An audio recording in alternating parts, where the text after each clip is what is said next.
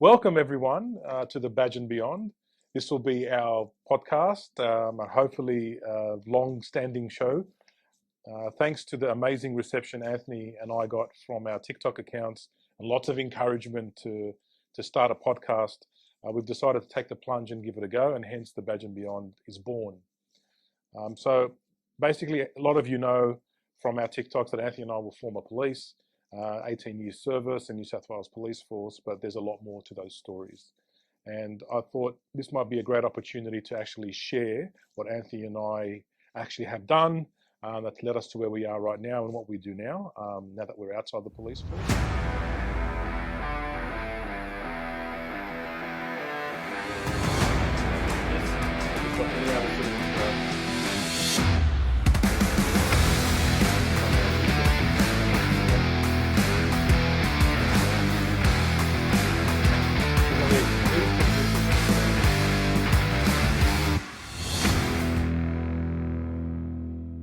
Welcome to the Badge and Beyond. Today we always get asked what was the time where we nearly lost our life, what was the worst situation we were in. Let's just jump straight into it. Danny, give us a heads up. What was your best, your favourite, your worst, the situation where you thought, yep, that's it, I'm done for, today's my last day on this earth? So there's lots of them, but one that comes to mind is one I briefly spoke about on one of my TikTok stories. But basically, it was the day I had the SPO. So the SPO is an acronym for Student Police Officer. So there's someone already in the academy training to become police officers.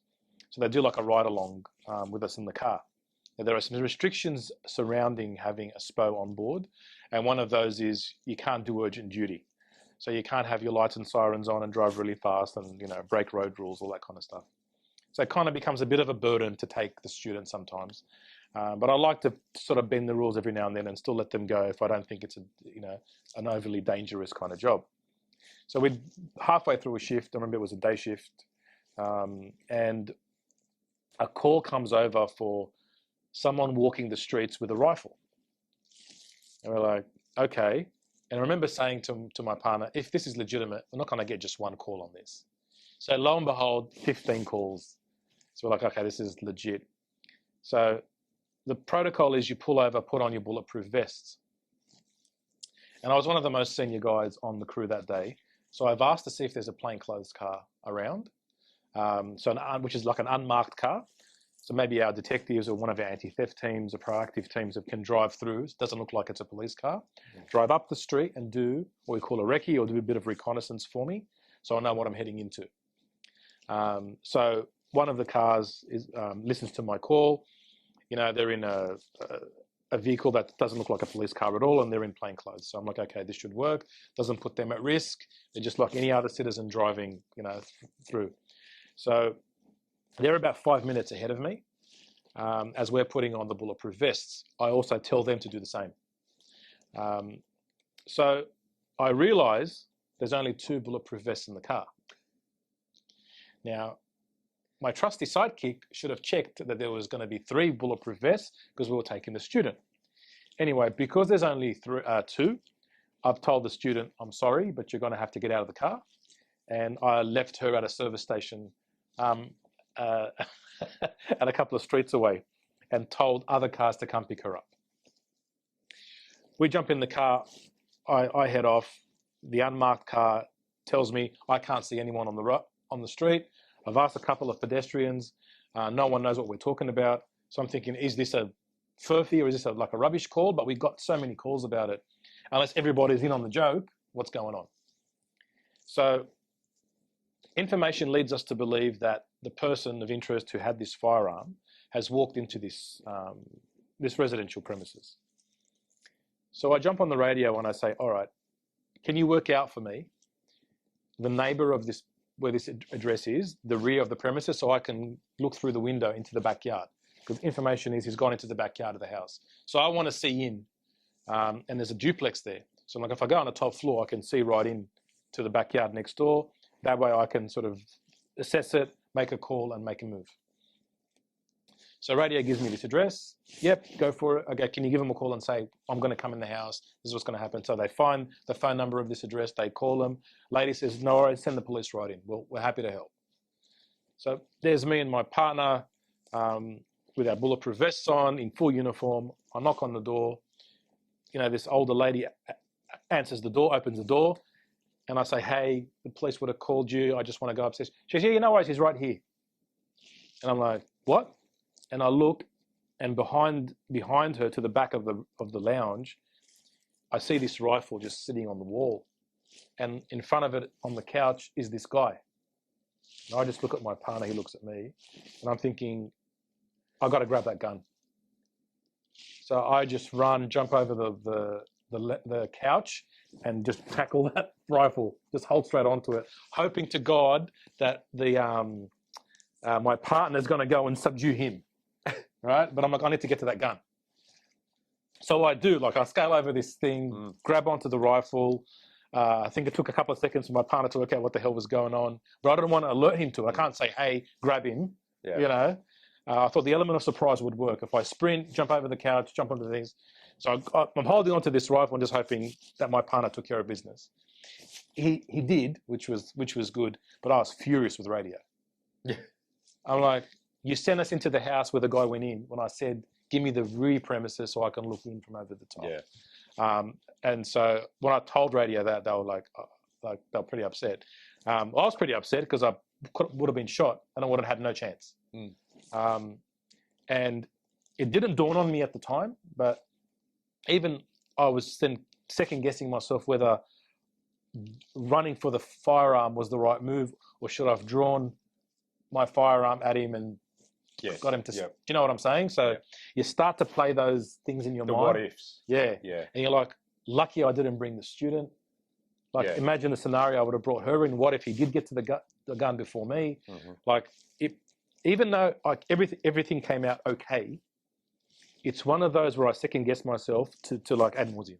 And look, I think, you know, a lot of cops have had lots of near-death experiences, but one of the things that always got me was that point where you were like, I wasn't in control then, or that could have gone bad. You know, the but if and the what ifs, and you know, if that had gone like a millimeter different or whatever else, it's not the thing that you went in, you controlled it and it was good. Sometimes it's I was relying on God or someone else to not do something, and that's how it went. What about yourself? Look, mine's quite vivid in my mind. So it takes me back to 2004, and I was working in the St. George Command, so in a South kind of command. I was in the Ds as the A-lister. So A-list for detectives is kind of like your beginning. You're just starting out in the detectives. They're seeing if you're good enough, and you have to kind of pass the test before you move on to a permanent position in the office. So on the Thursday, there'd been well, actually, let me take a step back and say, uniformed cops, they get a lot of like off the cuff, you know, they just walk into situations and it's there. And I often thought, oh, detectives would be a little bit easier, you know, like you're often there's a lot more paperwork and surveillance and proactive kind of stuff. But the thing is, when you're locking up crooks as a detective, they're going away for a long time, right? Some of these guys are potentially going in for 25 years. It's in their interest to hurt you and run and get away. So some of the most dangerous situations I've been in have been as a detective. So on a Thursday, I had to take my wife at the time to a medical appointment. And on Thursday afternoon, there was a homicide, DV homicide actually, in Kogarah. And so I'm not supposed to start till 7 a.m. the next morning, but I know homicide, all hands on board kind of thing. I get in at like 6, and the story goes the victim was shot and killed with a firearm that wasn't located at the scene. The boyfriend is or the ex-boyfriend is the suspect, and we know where he lives. He lives in the command.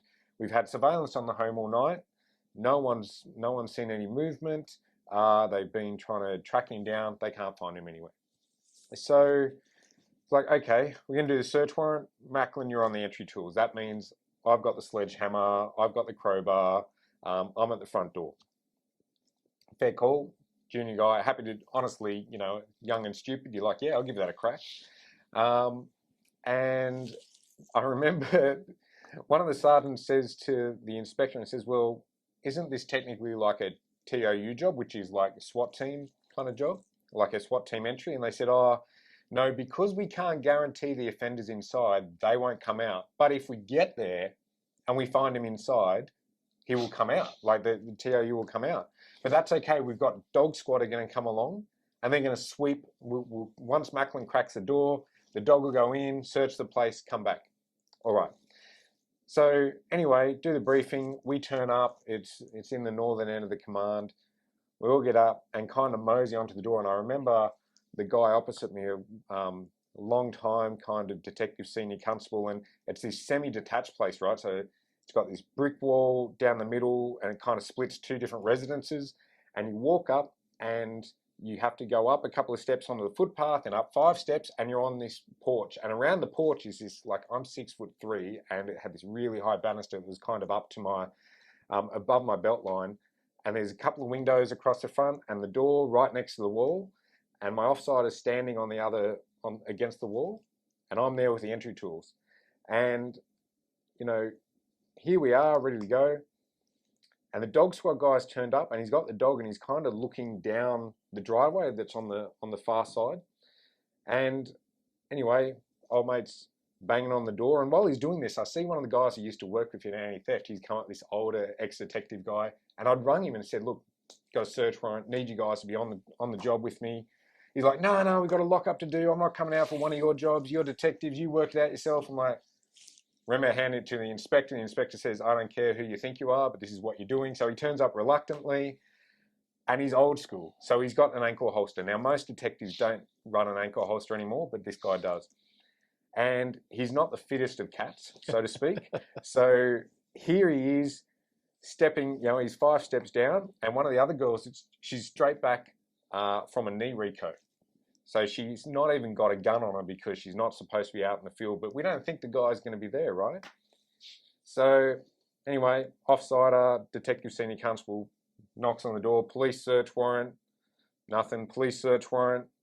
And he looks at me and gives me the nod. You know, like there's that symbol sign. This is my time to shine, you know. I pick up the sledgehammer, and just so I've picked up the sledgehammer, and I hear the dog squad guy, and, you know, like everything kind of slows down. And he's like, there's movement at the window. And I'm like, what? And as I've just gone for the swing, there's an almighty bang. And this guy started shooting through the front door at me. Now, the guy opposite me, he's gone like a shot. And I'm just watching, like in slow motion, I'm watching this little hole open up in the door, and like I've been showered with wood chips. And then another one, and I've dropped the bloody sledgehammer. I look, everybody's gone. The girl that had the knee reco has hurdled the fence like no man's business. But then I'm stuck. I've got to run across the doorway where he's shooting, or I've got to, I'm going to get myself hoisted on the banister trying to get over from the porch to get out. I'm like, well, which way do I go? I'm like, screw it. I make a dash down the steps and over the fence. Now, the funny thing is, what I never realized, because my ears were ringing that much from the shots, there was actually a third shot that was fired at the time that I was running, but I never realized. The only thing that saved the guy that had the ankle holster was the fact that right at the time when they said, all right, let's get I was picking up my sledgehammer, he's like, oh, probably one of us should get our gun out.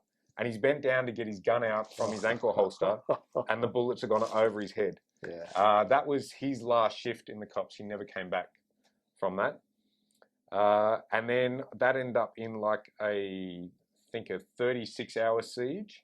And fair to say, TOU came out straight after that, even though I was kind of stuck nearby in a porch. And I'll give it to those guys, like consummate professionals. They came down, the first guy kits up, and he just walks in front of the place with his like rifle trained on the house. I'm like, that's ballsy. And he's like, no, I'm just taking up a position like it's any other day in the job. Yeah.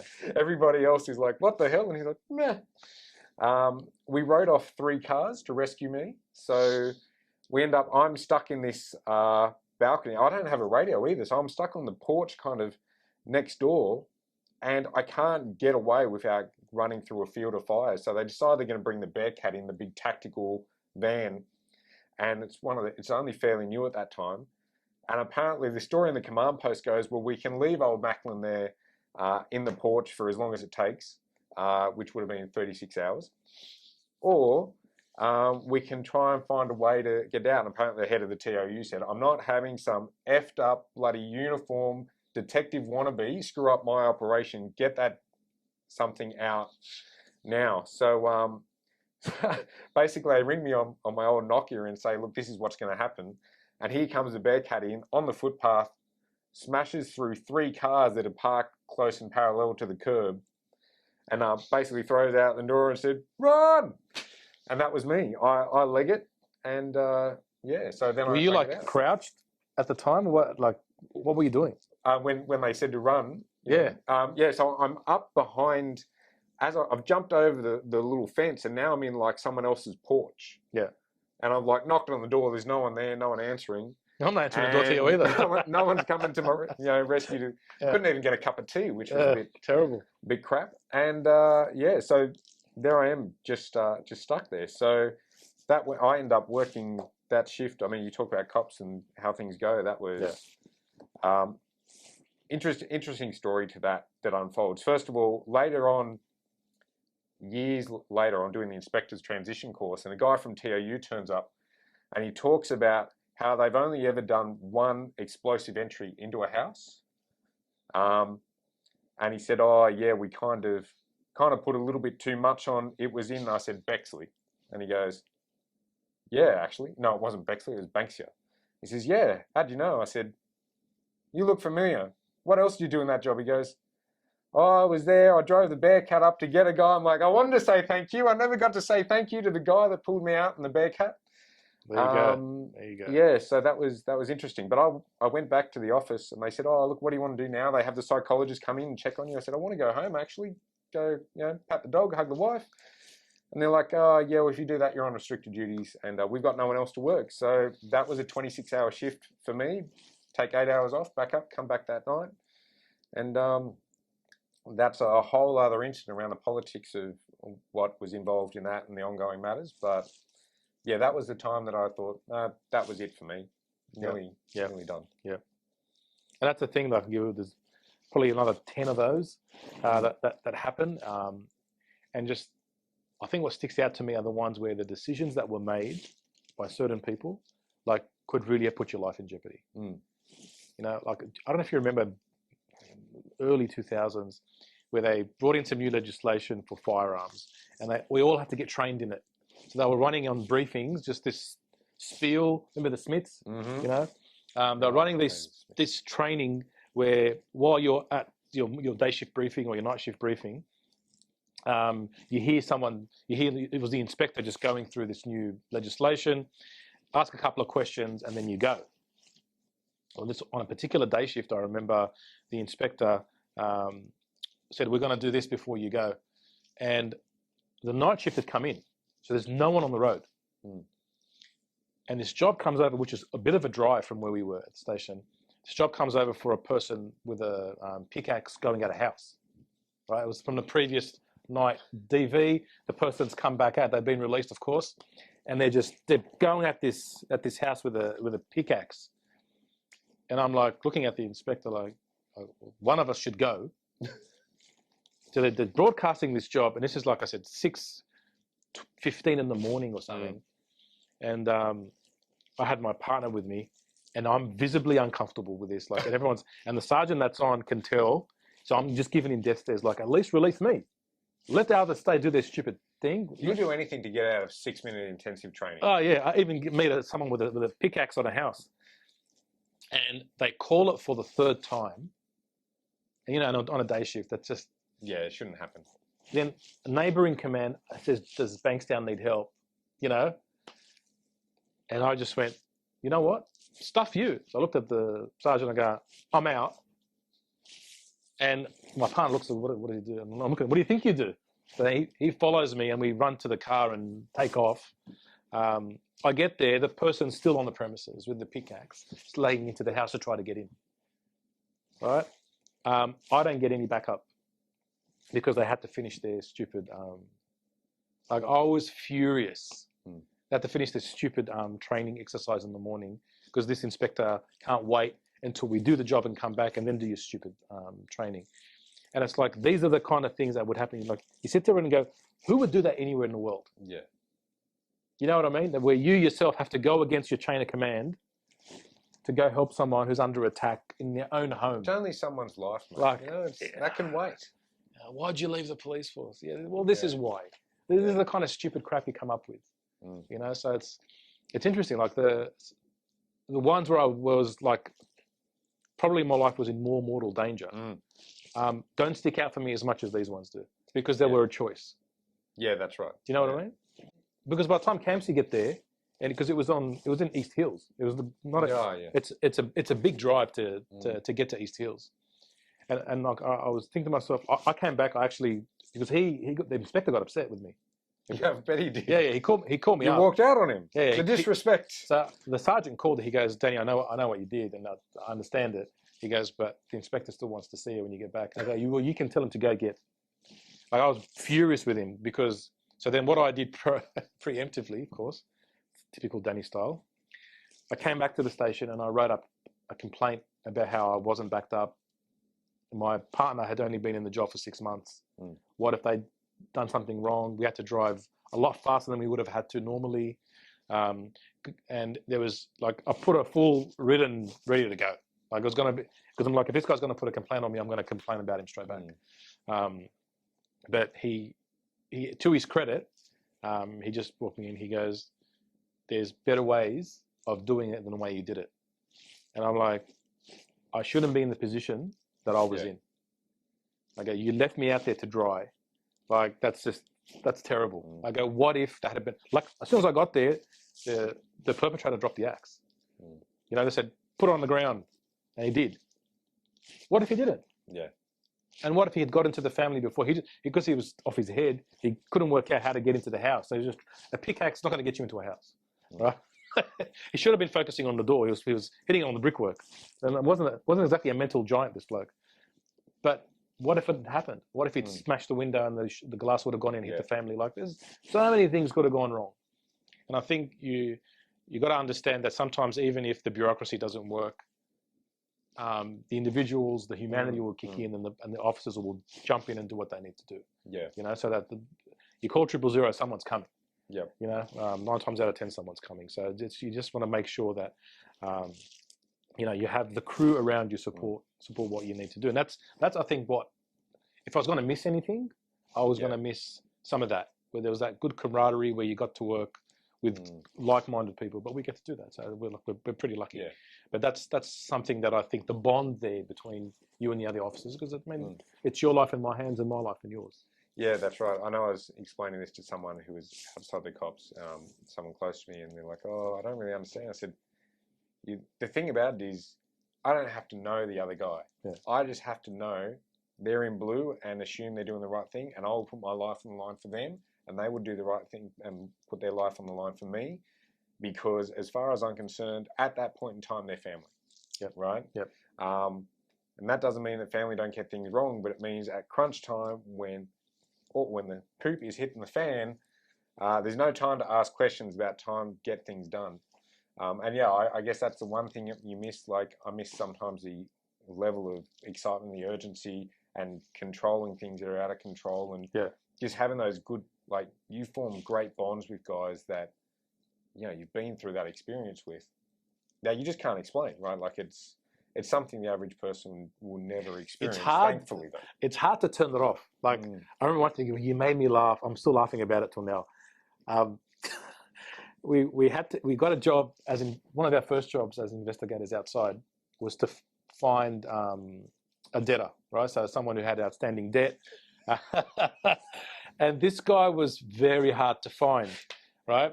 And our client was, let's just say, very passionate about finding this guy, because it was significant money. It was hundreds of thousands of dollars. And he'd really ripped him off significantly. And so he couldn't take any legal action because you couldn't serve him with the paperwork, right? So they come to us, and luckily we pulled some moves and we were able to find this guy. So Anthony and I go out to this premises, and I remember it's very secure, right? So you have to get through an intercom. So we ended up asking for the wife, right? So we pressed the button and asked for the wife. And then when she got on, all we needed to know was that he was there. Oh, are you so-and-so's wife? Yes. Is he there? She says, yeah, of course. I'll bring him out. So we're like, all right, in our mind, bang, the guy's, it's confirmed he lives there. We can serve him. It doesn't matter if he comes and accepts it or not. We've done the job for our client. You know, he comes out and he's really unimpressed because he's been found. He stands to lose hundreds of thousands of dollars. Anyway, we're talking, and then he just basically goes, oh, okay. And he wants to go back inside, grab his baseball bat, come out and bash us with it. So, oh, Anthony's there like, okay, let's go. I'm like, dude, let's go. I'm laughing at him because we're like, what are we going to do with this? Punch on with this bloke over what? Like, we're not cops anymore. What do we care? We only had to drop the paperwork. Just here's the paperwork. And he's like, get used to yeah, it. this is a challenge. He wants to bring a baseball bat? Let's go. Mind you, of course, we're not carrying anything, right? But we're like, yeah. And so we're walking back to the car, and I'm doubled over in laughter because I'm like, what were you going to do? Just punch on the guy for what? And it's like, that's the kind of thing you can't turn off because you're used to going, oh, you want a challenge? Well, let's go. If you want to back up your words, if you want to bring a baseball bat, bring your baseball bat. Let's see what happens.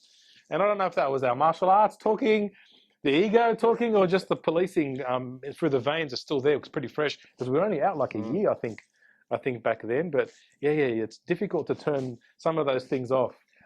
See, the thing is, by the time I left, and you might be the same, I think when you first get in the cops, it's like exciting and there's adrenaline. And, but after like 2 decades of it nearly, I could punch on with someone and go have a coffee.